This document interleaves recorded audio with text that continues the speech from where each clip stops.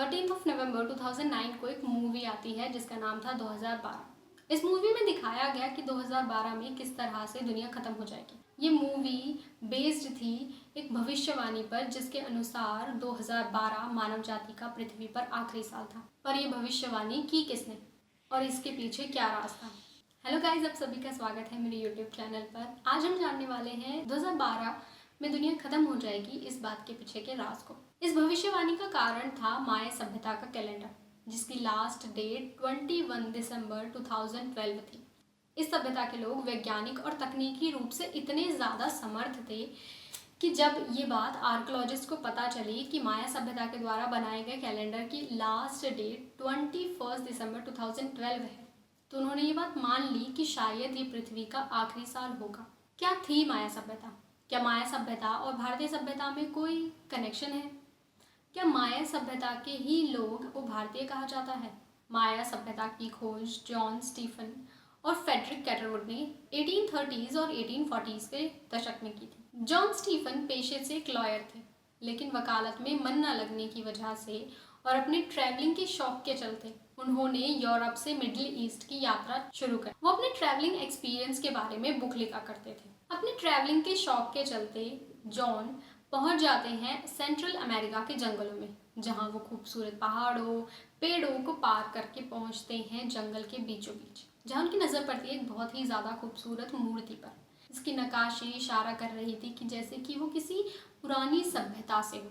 John Stephen central America के जंगलों का काफ़ी बड़ा हिस्सा खरीद लेते हैं और कुछ लोकल्स की हेल्प से वहाँ से पेड़ों की छटाई और खुदाई करना स्टार्ट कर देते हैं।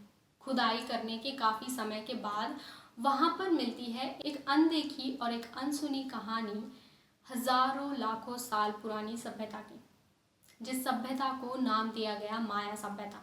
ये सभ्यता सेंट्रल अमेरिका से लेकर दक्षिणी मैक्सिको तक काफ़ी बड़े हिस्से में फैली हुई थी। माया सभ्यता में छोटे बड़े मिलाकर लगभग 40 से ज़्यादा शहर थे। हर शहर की आबादी 5000 से लेकर 50,000 तक थी। इस सभ्यता के लोगों के जीवन यापन का एकमात्र जरिया खेती थी। वहाँ के लोग खेती करके ही अपना पेट पालते थे। माया सभ्यता के लोग अधिकतर मक्का की खेती किया करते थे। माया सभ्यता की कोई एक सिंगल कैपिटल नहीं थी, बल्कि कई इंडिपेंडेंट स्टेट्स और सिटीज़ हुआ करती थी, जिनकी अपनी अलग अलग राजधानी और राजा हुआ करते थे।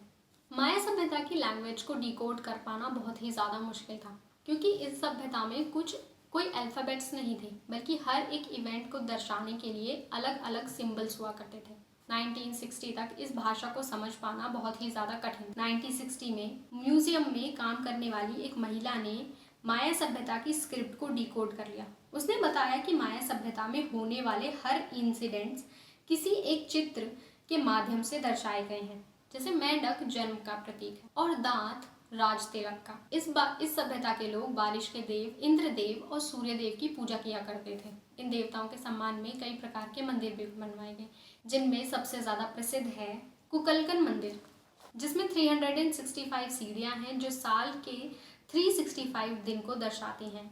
सभ्यता की विशेष बात यह है कि यहाँ भगवान की पूजा दिन रात की जाती थी।